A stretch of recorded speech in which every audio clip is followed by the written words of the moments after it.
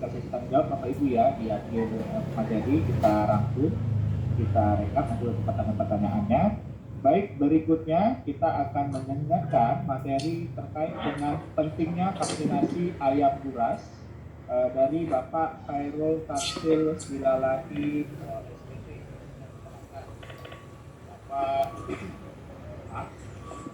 Bapak Khairul, apakah sudah siap? Baik. Saya bacakan sedikit-sedikitnya. Bapak Khairul Tafsil Silalahi SPT lahir di Siantar tanggal 8 Maret 1978. Beliau merupakan alumni dari Satu Peternakan Kita Sumatera Utara. Baik Bapak Tafsir, apakah sudah ready Pak? Apakah share screen bahannya sudah terlihat, Bapak-bapak, Ibu-ibu sekalian? Sudah boleh dulu Pak, di tes dulu Pak, ke bawah ke atas Pak. Tapi sekarang Ini, oh iya, tidak bisa menggeser ya, tidak bisa bergeser ya? Iya, belum bergeser. Belum bisa bergeser, tolong dari ini. Boleh di ini dulu Pak, di apa namanya, stop dulu, kemudian Stop bisa share dulu ya.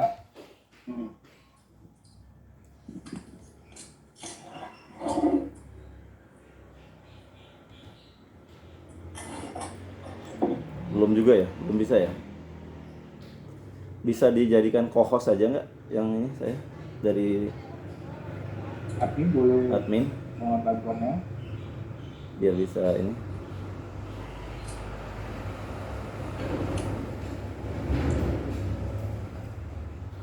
Sudah Pak? Sudah ya. Tidak bisa bergeser nih Rob, ininya bahannya sebentar. Share screen, kenapa ya?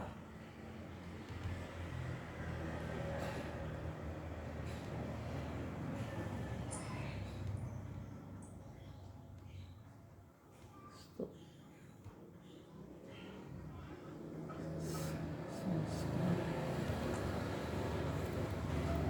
Kenapa nggak bisa bergeser ya Rob? Share. Bisa kirim ke Nggak bisa, bahannya nggak bisa dikirim dulu. Bentar. Coba abang keluar screennya, abang tutup dulu, masuk lagi bang, boleh? Bentar, saya tutup semua ya dulu ya.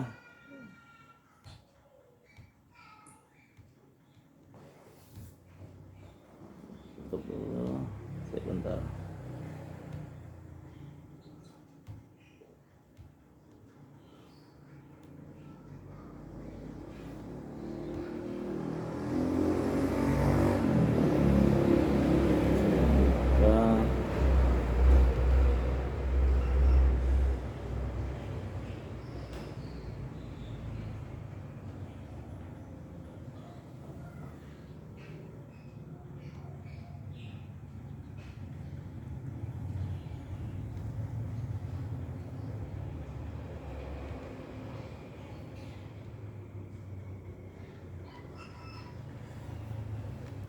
Ya, sudah bisa bergeser nih Pak Gali. Alhamdulillah, sudah. Sorry, baik, terima kasih Bapak-bapak, Ibu-ibu sekalian. Assalamualaikum warahmatullahi wabarakatuh. Salam sehat bagi kita semua. Terima kasih kepada Bapak Panitia PWISP Sumatera Utara, terkhusus kepada Bapak Ketua PWISP, Bapak Insinyur Edi Mirwandono, dan Bapak Sekretaris Bapak Robi, SPT. Dan salam hormat juga kepada Bapak Sekjen ISPI, PB ISPI Pusat, Bapak Joko Susilo, dan tadi Bapak pembicara yang kedua yaitu Pak Sudarno, dan nanti ada pembicara berikutnya Bapak Andika.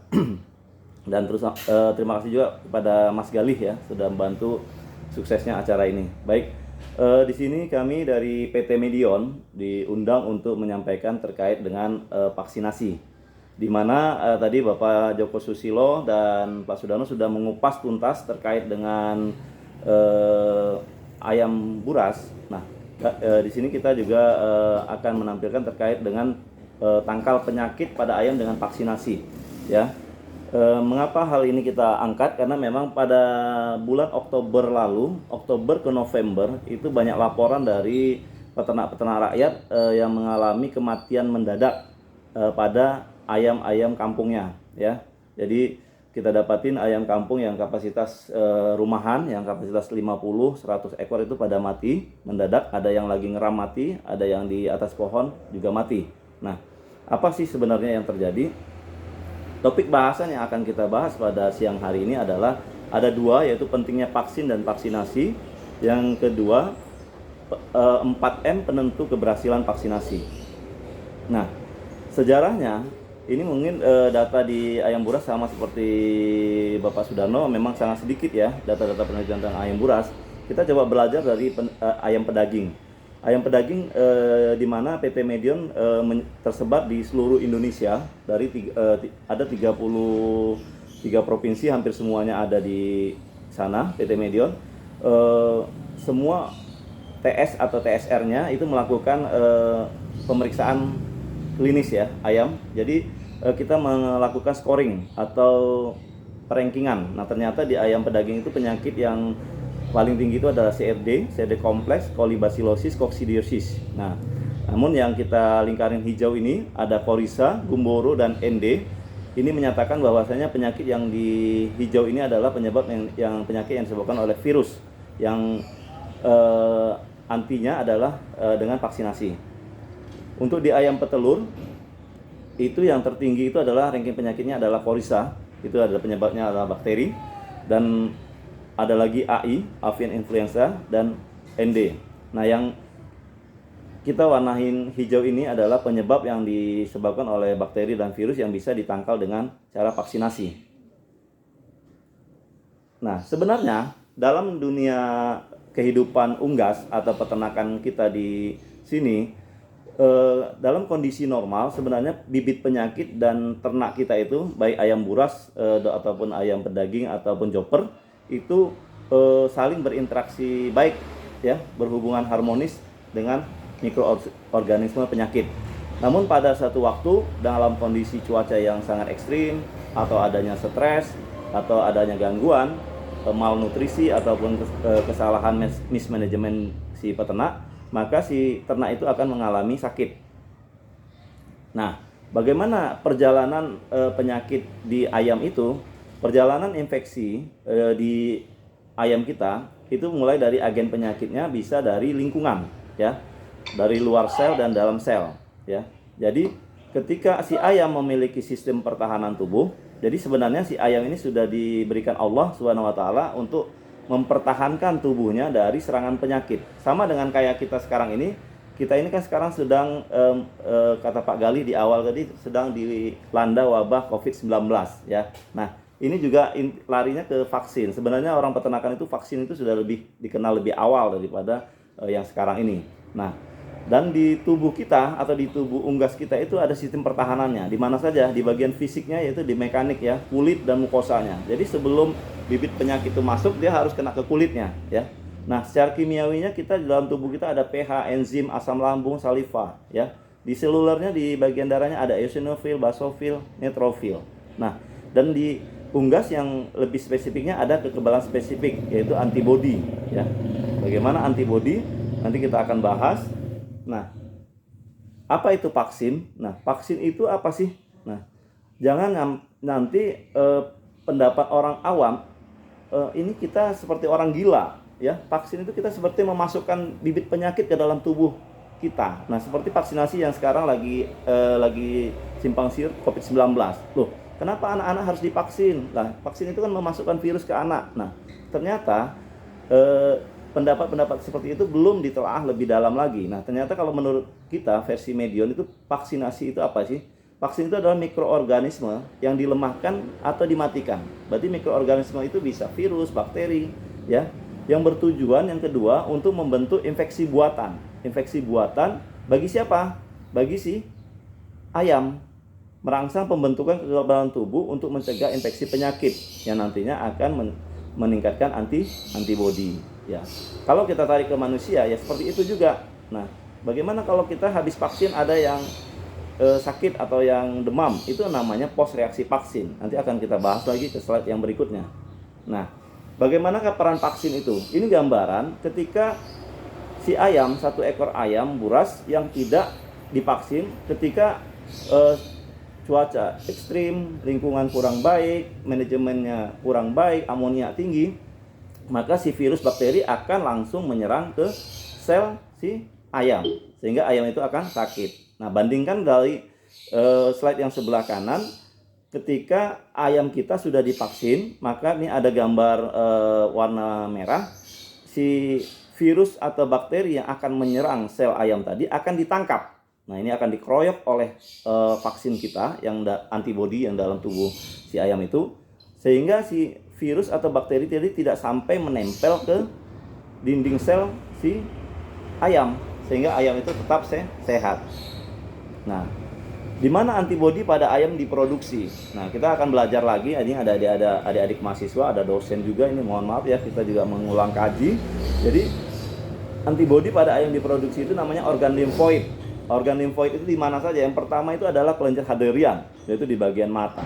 Nah, kenapa kita melakukan vaksinasi awal itu NDIB atau ND Lasota, tetes mata? Karena memang untuk menggertak antibodi yang paling cepat itu adalah di daerah kelenjar Hadrian, ya.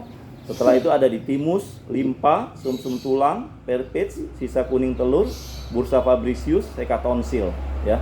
Jadi ini yang ke-8 organ limfoid, organ pertahanan, benteng pertahanan si ayam. Nah, apa sih prinsip untuk melakukan vaksinasi itu? Jadi Bapak Ibu sekalian jangan sampai salah ketika Bapak Ibu ingin menyelamatkan ayam Bapak Ibu dengan serangan ND, jangan Bapak Ibu vaksin dengan ILT atau dengan gumboro atau dengan coryza.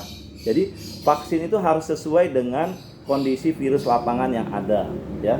Misalnya Bapak Ibu itu ayam burasnya kemarin mati karena ND. Nah, Bapak Ibu harus sebelumnya itu harus melakukan vaksinasi ND, ya. Jadi kunci dan gembok ini harus pas. Jadi prinsip dari kita vaksinasi itu adalah dengan menggabungkan kunci dan gembok, ya. Ketika kunci itu pas dengan gemboknya, artinya gembok itu akan terbuka, ya. Si virus akan mati, akan kalah.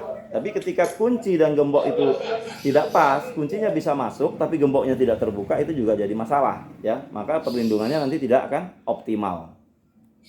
Nah, penggolongan vaksin itu ada dari 3 macam sudut pandang, yaitu yang pertama dari jenis mikroorganismenya, ya. Vaksin itu bisa vaksin bakterial, yaitu yang disebabkan oleh bakteri.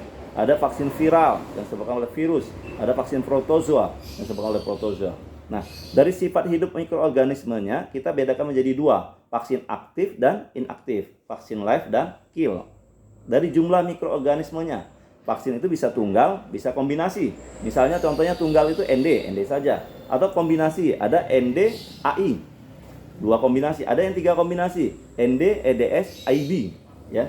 Jadi ada 3 macam pengklasifikasian vaksin. Untuk jenis vaksin, kita ada vaksin aktif atau live, yaitu apa sih pengertian vaksin aktif itu? Mikroorganismenya dilemahkan atau mati suri. Jadi stabil dalam bentuk kering, beku atau lyophilized, ya.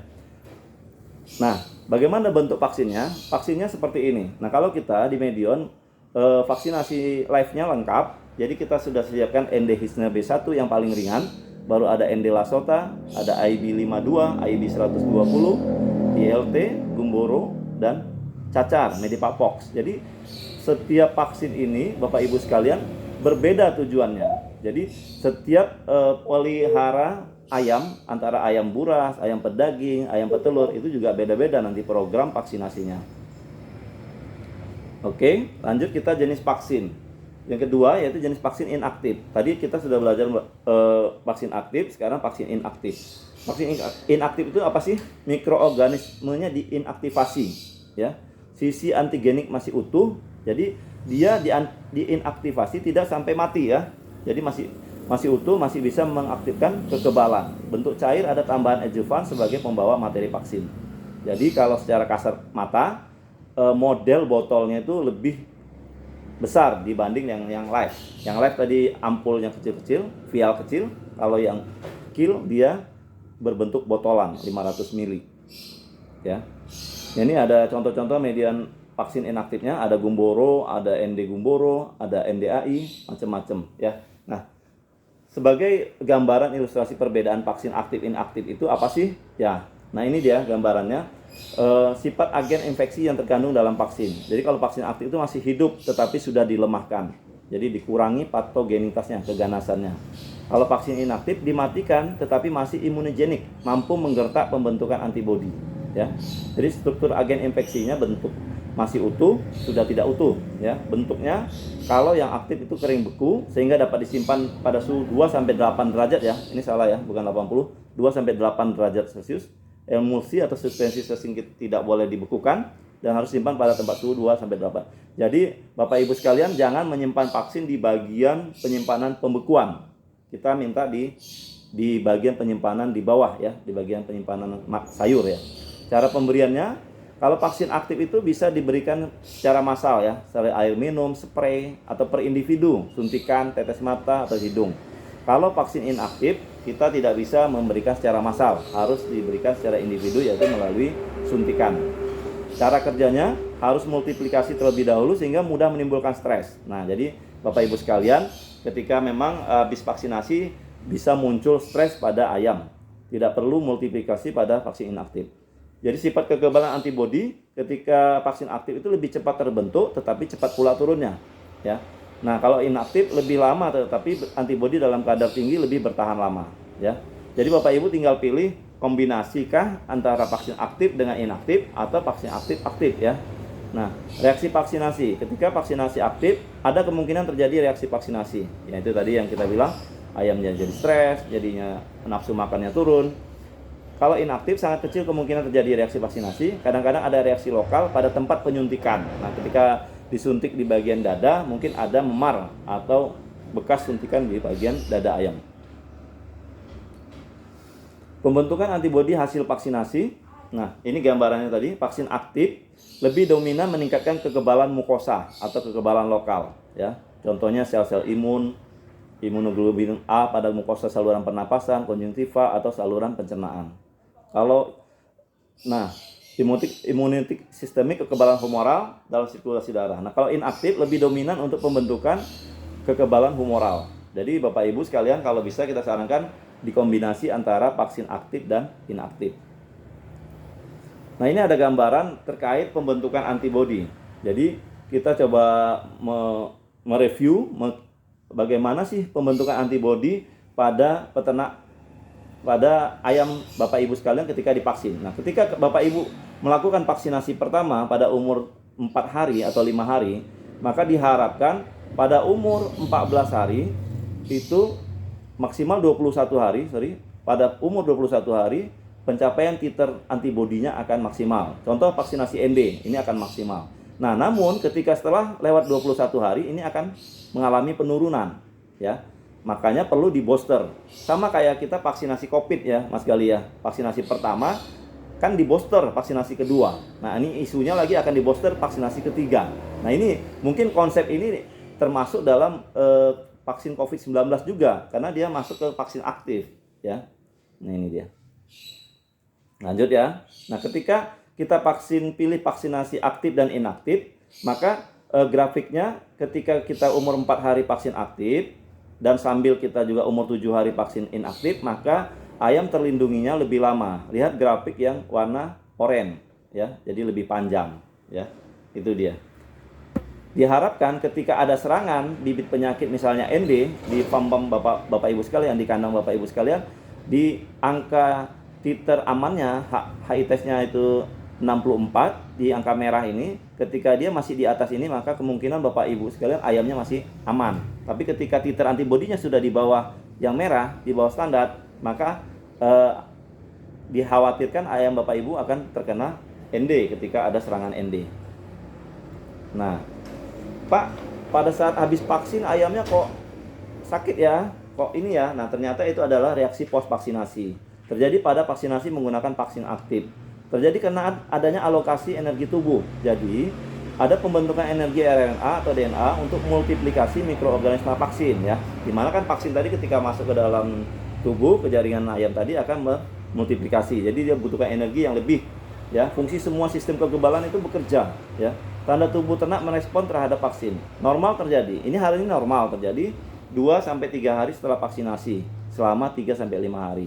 Jadi tidak akan, nah catatannya tidak akan memunculkan gejala klinis penyakit. Jangan sampai kita vaksin ND besoknya muncul tanda-tanda ND. Nah, ini yang itu menunjukkan satu kegagalan. Nah, hati-hati dengan rolling reaksi, merupakan reaksi post vaksinasi yang muncul pada ayam dengan kekebalan rendah yang atau belum divaksin akibat keluarnya virus dari ayam yang telah divaksinasi dengan vaksin aktif. Ini sebagai pelajaran, ayam buras yang dipelihara di kampung atau di peternak lokal atau rumahan itu tidak dikandangkan secara perkandangan yang baik yang seperti digambarkan Pak Joko tadi. Ada yang diumbar. Jadi itu yang nanti khawatirnya ketika kita melakukan vaksinasi ada ayam-ayam yang tidak menerima dosis vaksinasi atau tidak tervaksin dengan benar dan baik, ya. Jadi ini rolling reaksi terjadi kenapa? Karena pemeliharaan berbeda umur dalam satu lokasi. Nah, mungkin dalam satu lokasi juga Bapak Ibu ada yang ayamnya umur 7 hari, ada yang sudah berat 5 on, ada yang 1 kilo, ya. Perbedaan tingkat maternal antibodi juga beda. Bisa ini beda sumber DOC yang tadi disampaikan Pak Joko juga, dosis vaksinasi yang tidak seragam yang diterima oleh si ayam kita. Baik, satu bahasan topik tentang pentingnya vaksin dan vaksinasi sudah selesai. Kita masuk ke 4M penentu keberhasilan. Nah, sering pelanggan-pelanggan atau customer atau peternak bertanya kepada kita, ya pihak medion ataupun pihak supplier vaksin obat lainnya, "Bang, ayamnya sudah divaksin, tapi kok masih sakit ya?" Nah, ini jadi satu kendala atau satu pertanyaan yang harus kita jawab, ya. Jadi bagaimana kita harus mengevaluasi keberhasilan vaksinasi. Nah, untuk mengevaluasi suatu keberhasilan vaksinasi, kita harus mengurainya satu persatu. Jadi Mas Galih, kita harus menerapkan prinsip tulang ikan. Apa itu? Tulang ikan itu artinya kita harus merunut satu persatu, harus kita cari satu persatu apa sih masalahnya. Nah, di Medion kita juga sudah memiliki 4M. 4M untuk mengetahui vaksinasi itu benar atau tidak. Yang pertama itu materinya. Yang kedua metodenya, yang ketiga manusianya, yang keempat miliunya, ya. Jadi ada 4M penentu vaksinasi: materi, metode, dan manusia dan miliu. Yang pertama materi, ya. Materi itu harusnya materinya apa? Vaksin. Yang pertama materi vaksin. Vaksin itu apa? Harus protektif dan aman. Jadi vaksin dari PT Medion itu harus protektif dan aman dan sudah melalui lulus uji potensi dan uji safety, ya. Jadi jangan khawatir, vaksin-vaksin yang kita keluarkan itu sudah terregistrasi dan sudah lulus uji potensi dan uji keamanannya. Nah, cek kondisi vaksin saat akan digunakan. Nah, bagaimana cara mengeceknya? Contoh ini adalah vaksinasi AI, ya, vaksin AI. Di sini juga ada hadir Pak Andi Lubis, kebetulan ini peternak kita di Serampa. Bapak ini memakai ayam kampung kapasitas kurang lebih 2000 ekor dan full program vaksinasi dengan Medion, dan ayamnya selama ini tidak ada masalah. Jadi kita programkan vaksinasi ayam burasnya Pak Andi Lubis ini dengan ND, AI dan Gumburo, ya. Jadi contohnya kita lihat vaksinasi AI ini, kita lihat segelnya. Jadi harus tersegel, ya Bapak Ibu, ya. Bentuknya nggak berubah, ya. Atau yang satu lagi belum kadaluarsa. Hati-hati kalau sudah kadaluarsa itu kita tidak sarankan untuk dipakai. Vaksin juga harus kita perhatikan. Vaksin ini tidak direkomendasikan yang pertama vaksin kadaluarsa, vaksin vialnya retak. Jadi kalau kita lihat di dalam ini bukan botolnya retak, ya, vial dalamnya, ya. Jadi ada vial dalamnya itu yang retak. Pelet vaksinnya kisut. Jadi ada juga yang kalau kita lihat nanti di dalamnya kisut, ya, mengkisut. Yang satu lagi kemasan etiketnya rusak. Nah, kalau kemasan etiketnya rusak ini kita juga jadi ambigu. Apakah ini vaksin baru, vaksin lama, atau sudah expired. Jadi kalau bisa saran saya ke peternak-peternak ayam buras jangan mau membeli vaksin-vaksin yang seperti ini di toko poultry shop atau di toko lainnya. Nah, perhatikan juga hal-hal yang dapat merusak vaksin yang ketika misalnya lingkungan, ya. Hindari dari sinar matahari langsung. Dan hindari pada saat vaksinasi anak ayam jangan ada pemanas, ya, jangan dekat ke pemanas karena itu akan merusak vaksin. Yang kedua, logam berat, desinfektan, pH air, ya. Kalau kita mau vaksinasi melalui air minum, kita harus bersihkan dulu atau perhatikan kualitas air kita. Yang ketiga, penyimpanannya harus benar. Yang keempat, distribusinya, ya, distribusi dari toko peternak, dari toko distributor ke kandang. Itu harus diperhatikan dengan baik. Nah, agar vaksin kita kualitasnya tetap baik, bagaimana? Penyimpanan vaksin pada suhu 2-8 derajat Celcius. Jadi kita di Medion juga menerapkan sistem rantai dingin. Apa sih sistem rantai dingin itu? Sistem rantai dingin itu adalah manajemen pengaturan produk selama masa penyimpanan dan transportasi ada pada range yang sesuai dengan yang dipersyaratkan untuk menjaga kualitas potensi dari produsen hingga ke tangan pengguna. Jadi kami menjamin pengiriman vaksinasi dari pusat, dari Bandung sampai ke tangan ke cabang itu aman. Nah, tinggal dari toko ke peternak yang ini yang menjadi khawatirnya. Ya. Jadi bagaimana alur sistem rantai dingin dari PT Medion itu? Yang pertama dari pabrik itu kita memiliki display suhu cool room-nya. Jadi display suhu ini akan dijaga dari angka suhu 2-8 derajat Celcius. Nah, ketika bagaimana kalau mati lampu? Mati lampu nih alarm akan berbunyi, langsung otomatis pakai genset ya. Jadi ketika suhu di atas 8 saja itu langsung sudah kembali harus dingin lagi. Nah, dan kelebihan dari PT Medion itu pengirimannya bukan via pesawat, melalui armada mobil vaksin yang seperti ini ya. Jadi kalau via pesawat itu khawatir ketika delay pesawat atau lama pengiriman, handlingnya itu bisa menyebabkan kualitas vaksin juga menurun. Nah, suhu transportasi di Medion itu 2-8 derajat. Jadi dia di sini ada pembaca suhu di mobil pengantaran vaksin Medion itu. Nah, selain display suhu dilengkapi juga dengan alat pencatat suhu data logger ya. Jadi ada juga ini terkoneksi ke pusat, jadi ke bagian SND pusat. Nanti ke data ketika mobil itu mangkal di mana. Mangkal misalnya dia makan di warung itu harus mencari colokan untuk menghidupkan si alat pendingin yang ada di mobil ya. Jadi ini tetap terjaga. Nah, ketika pengiriman di cabang kita juga menggunakan marina cooler dan es batu, di mana kita sarankan perbandingan antara vaksin dengan es batu adalah 50% agar vaksin tetap terlindungi. Nah, yang khawatir kita adalah penyimpanan di peternak ya. Penyimpanan peternak kita harapkan FIFO ya, sistem FIFO, first in first out. Kulkas jangan sering dibuka tutup ya. Ini yang kita sarankan ke peternak. Nah, setelah materi vaksin kita harus belajar lagi mengenai materi ayamnya. Bagaimana ayam yang akan divaksin itu adalah ayamnya harus sehat. Jadi ketika ayam tidak memenuhi persyaratan atau ayam lagi stres, ayam lagi sakit, itu jangan dilakukan dipaksa vaksinasi. Nanti akan memperparah kondisi si ayam. Baik, kita masuk ke metode karena ini waktunya juga terbatas ya. Kita agak cepat ya. Metode kita masuk ke program vaksinasi. Nah, tujuan kita menyusun program vaksinasi itu adalah untuk menjaga kekebalan atau antibodi selalu berada di level protektif pada ayam. Jadi yang seperti gambaran tadi, jangan sampai di garis bawah titer antibodi si ayam tersebut. Nah, ini yang kita lakukan di peternak-peternak yang ada di Sumatera Utara.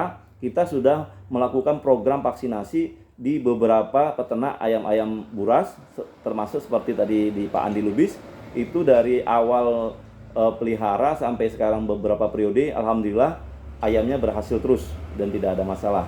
Jadi penyusunan program vaksinasi disesuaikan dengan kondisi farm dengan pertimbangan jenis penyakit yang sering menyerang, umur serangan penyakit, jenis vaksin yang digunakan. Jadi berbeda satu farm, satu lokasi dengan berbeda juga program vaksinasinya. Jadi jangan Bapak Ibu, karena Pak Andi Lubis tadi berhasil dengan program itu, Bapak langsung menciplak program itu. Tidak bisa ya, kita harus pelajarin juga kondisi di kandang Bapak Ibu sekalian. Nah, handling vaksin ke kandang Bapak